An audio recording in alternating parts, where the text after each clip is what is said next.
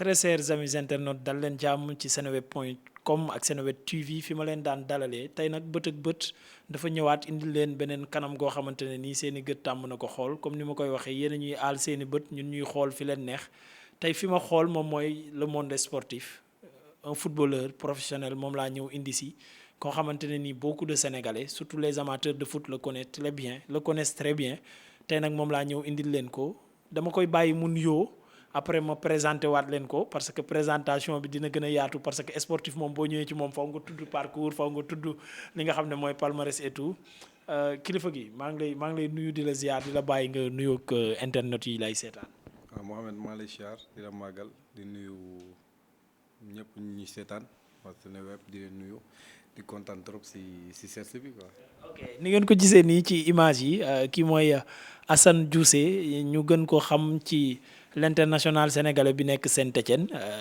Assane depuis bi nga fi jógee à l'âge de 12 ans 13 ans dem Italie boobu léegi sénégalais yi ñu ngi lay suivre petit à petit ba ni nga ñëwaatee France moom mooy suñu doomu ndey ku fa nekk fa ngay gën a fësee ci lañ la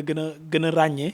mais pour ñu retracer parcours bi nga nekkee xale ni nga doon foowantoor ci bal ba ni nga toll nii dañuy jëli ki nga xamante ne ni moom moo ci gën a yayu wax ci muy kilifa gu mag ci yow di ko jouer rôle bu mag ci yow dañuy bàyyi sénégalais yi découvrir ko ak yow aussi parce que yaa ngi koy doog a gis image bi ñu seetaanandoo ko après ñu dellu ci plateau bi.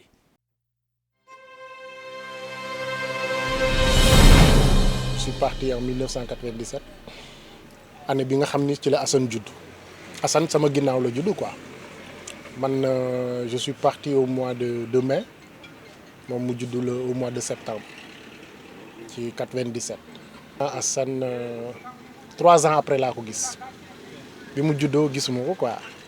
donc mu nekkoon affaire bu metti parce que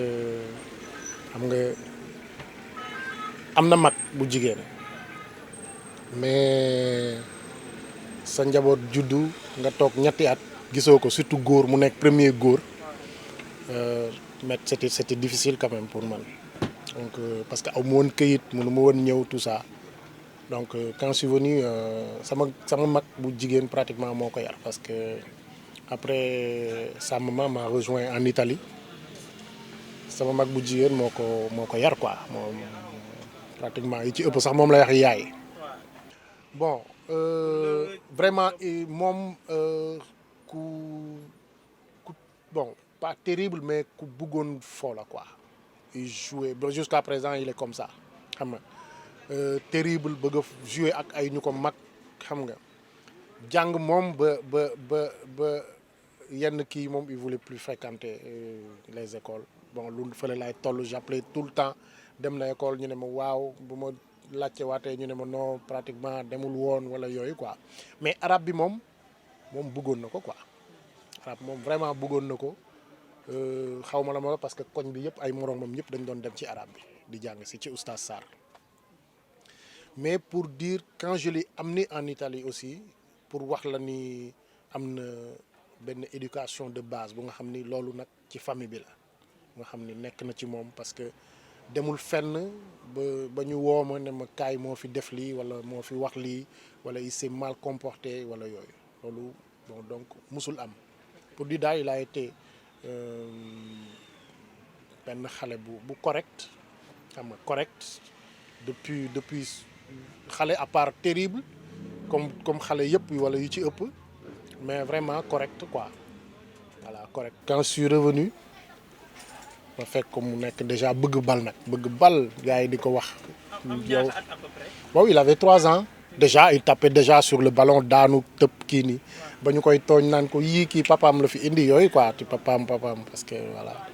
comme man sama famille pratiquement man rek maa ci nekkoon un footballeur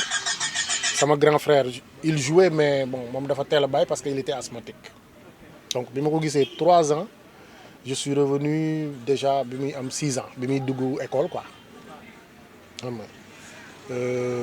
nekk jardin jàng na arabe aussi parce que fii xale bu fi juddu bu nekk fii ci koñ bi jàng na arabe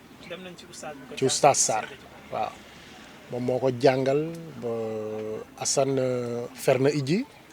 mooy liiral boppam alxuraan mooy jàngal boppam mais su ma ñëwee avec ak copain yi ak yooyu il jouait nag du matin au soir man parfois damay ñëw namm ko mais damay toog lu presque une journée du ma ko seen du ma ko gis ñu ne mi ngi fii mi ngi fële da nga koy wër quoi donc il aimait tellement le foot. am na benn année maa ngi ñëw fekk ko xaw ma fan la doon jouer boobu ñu ngi Médina muy jouer xaw ma xeer lañ ko dóor xaw ma bon ñu ngi koy ñaw mais il pleurait même pas c'est-à-dire bon affaire guerrier yooyu la bëggoon affaire donc daawul sax kii quoi. man en tant que père je peux dire que je suis pratiquement satisfait lu tax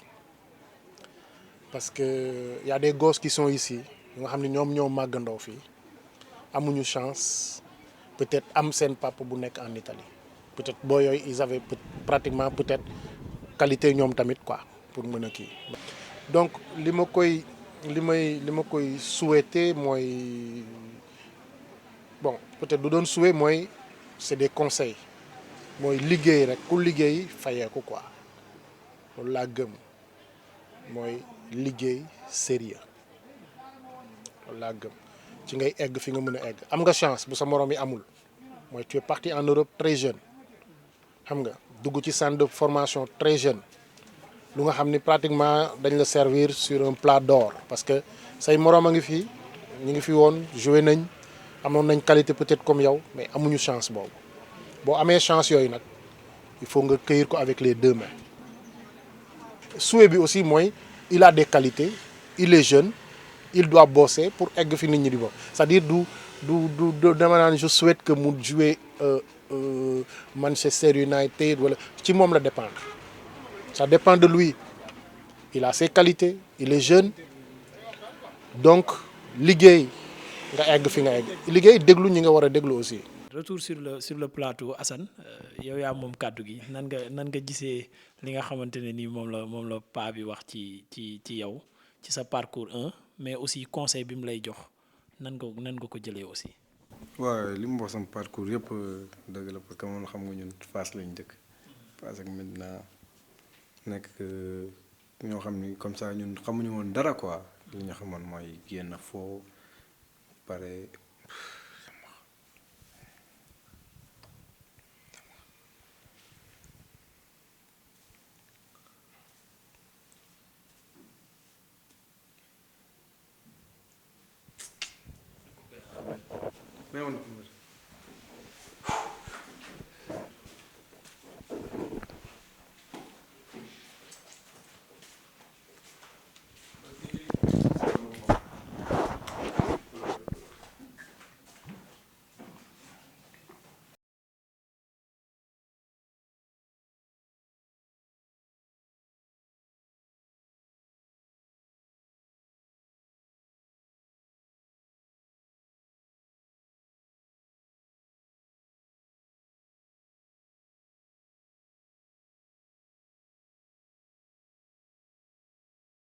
non xam nga rek comme li may wax léegi rek nee naa comme que ñu juddoo Fass yaroo fa nekk ay booy bëgg football di bëre duñu paree football nii commencé kii si loolu la ñu xam loolu la ñu mës a def tooñuñu kenn sàccuñu fenuñu loolu la ñu mës a bëgg quoi dañu dem si duñ jëlee fu jàmbur ñoo amee kilifa tamit yu nekk si koñ bi yoo xam ne tamit di wane ay bon exemple teg ñu si bonne voie comme xam nga paa bi li mu wax chaque jour li mu wax nii chaque jour loolu may conseillé moo tax du ma mës a bàyyi quoi waaw du ma mës a bàyyi damay liggéey xam ni tamit amul lu mu mën a am si football bi waaw lépp li koy maye mooy liggéey kon je vais continuer à bosser comme ni ma koy defee tous les jours